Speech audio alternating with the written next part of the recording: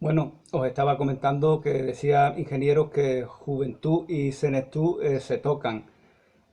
Eh, y lo parece ser que ingeniero ve un mal en esto, ¿no? Pero yo afirmaba que realmente hay una virtud en ello, porque los niños, los bebés, cuando somos bebés, cuando somos pequeños, llegamos incluso a aprender el idioma que hablamos.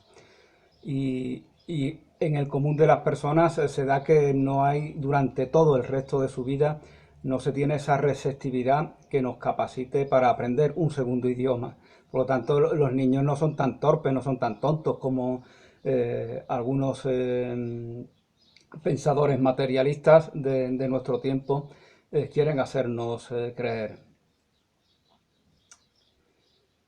Habida cuenta de que los jóvenes son innovadores, el sistema educativo debería incentivarles en ese sentido. El sistema educativo, esto lo dice literalmente, no es textual, debería incentivar a los jóvenes potenciando esa creatividad, ese idealismo, esa capacidad innovadora que tienen los jóvenes. En lugar de idolatrar a hombres del pasado que han muerto, hombres, sucesos, acontecimientos, en lugar de esa educación tradicionalista, extremadamente tradicionalista, que se aferra a la letra muerta de la tradición heredada, lo que habría que hacer es incentivar, y más en esta época, y recordemos, como os comentaba en el vídeo anterior, de que es una época esta en la cual se mitifica tanto la evolución humana, y esto viene de Darwin, como la progresión industrial, los avances tecnológicos. Aparece la radio, el teléfono, los coches. Entonces es una época en la que hay un entusiasmo particular de que todo eso nos va a traer un bienestar, y no se pensaba en ese momento que las guerras horribles. Este libro fue escrito en 1913, es decir, meses antes que estallara esa época apocalíptica, como se le dio a llamar, que fue la Primera Guerra Mundial, la cual falleció tantísimas millones de personas, especialmente en Europa. Habida cuenta de que los jóvenes son innovadores, el sistema educativo debería incentivarles en este sentido, en lugar de idolatrar a hombres, sucesos, acontecimientos, datos que ya han muerto, que ya no están aquí, en lugar de hacerles repetir rutinariamente algo que va a eclipsar esa tendencia innovadora que es propia de los jóvenes. La gerontocracia, es decir, el gobierno de los ancianos, se da en las culturas en donde no se da la innovación. Bueno, esa mitificación de la progresión lineal que se va dando en la historia reciente, y también ya en esa época de ingenieros, hace mirar con desprecio a las culturas primitivas, ¿no? Y a las culturas más salvajes, que tenían la virtud, desde mi punto de vista, de identificarse con esos ciclos de la naturaleza, virtud que en gran medida hemos perdido. Los que nos hemos encerrado en estas cárceles de hormigón que llamamos ciudades, segregándonos de la naturaleza como si eso pudiera verdaderamente hacerse.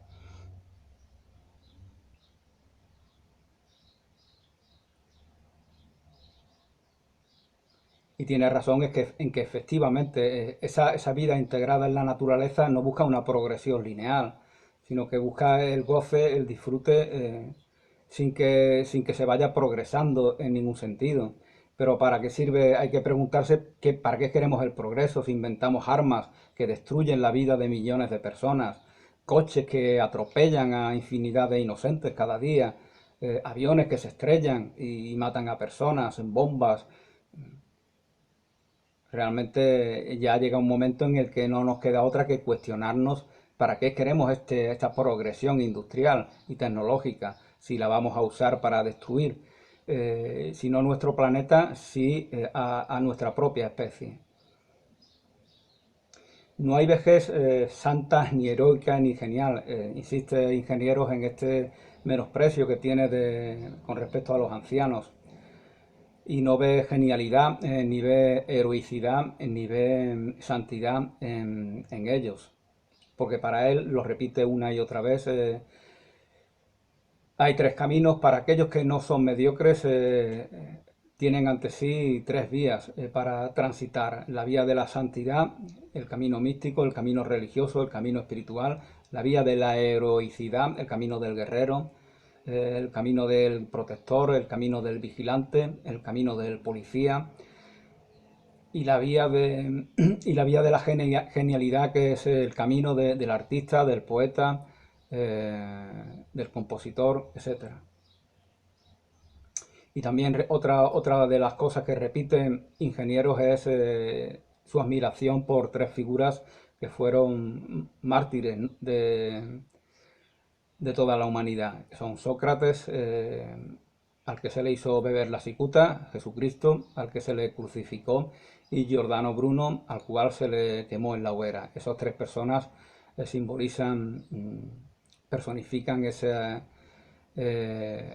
esa actitud innovadora, aunque sea en el ámbito del espíritu. Es paradójico porque también tiene sus simpatías con Nietzsche. José Ingenieros tiene muchas contradicciones, o paradojas al menos. Esa gran simpatía por Nietzsche contrasta con esa admiración hacia Sócrates, por ejemplo. José Ingenieros pues tenía mucha... era masón, era positivista, de la escuela de Comte, y también admiraba, esto lo expresó posteriormente en otros libros, a William James, sobre el cual hice una serie de vídeos recientemente. Teósofo, y esto contrasta, ¿no? Son muchas positivistas, teósofo, masón, son muchas cosas, que socialista, anarquista. Y ya hablé del racismo que tenía, ¿no? Como ese racismo no es propio de quien busca una fraternidad universal. Se supone que el pensamiento socialista, no digo yo que sea el acertado, no es el que yo defiendo, pero se basa en una igualdad entre todas las personas, independientemente de su raza, de su credo, etcétera.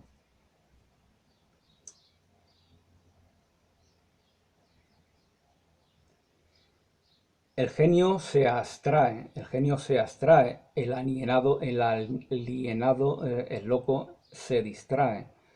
El mediocre se distrae con las cosas del mundo, porque tiene miedo de ensimismarse, tiene miedo de dialogar consigo mismo. El genio, el idealista, no tiene ese problema. Puede ensimismarse para hacer examen de conciencia, para ver en qué puede mejorar en su personalidad, en su carácter, en su temperamento, en sus relaciones con sus semejantes. Tiene esa capacidad crítica consigo mismo, no teme mirar a su interior. El mediocre sí, huye de sí mismo. El genio se abstrae, el alienado se distrae. El genio en espíritu se ausenta de los demás. Tiene esa capacidad de no inmiscuirse en lo mundano, de elevarse sobre ello, eh, retrotrayéndose sobre sí mismo, ¿no? No encerrándose, pero sí ensimismándose en la propia persona. En cambio, el loco se ausenta de sí mismo, el loco vive ausentado de su propio valor, de su propia identidad. Hay en él un convencimiento de culpa, a pesar de que dice Ingenieros que no hay culpa en el mediocre, puesto que es así. Perdónalo, Señor, porque no saben lo que hacen, ¿no? Que decía Jesucristo. Pero hay, desde mi punto de vista, una convicción de que mirar para adentro es encontrar algo sucio, algo bajo, algo despreciable, algo que no tiene valor. Por lo tanto, hay que distraerse, como dice Ingeniero, hay que distraerse con las cosas externas para evitar esa introspección. Los genios amplían su sensibilidad, los genios amplían su sensibilidad en la medida en la que aumentan su inteligencia. La sensibilidad, como ya he dicho otras veces, es una fortaleza, es una virtud. Es la capacidad de ser receptivos con respecto al medio en el cual vivimos y con las personas que están en ese medio. Y en la medida en la que aumentan, cultivan su inteligencia, esa sensibilidad va aumentando en ellos.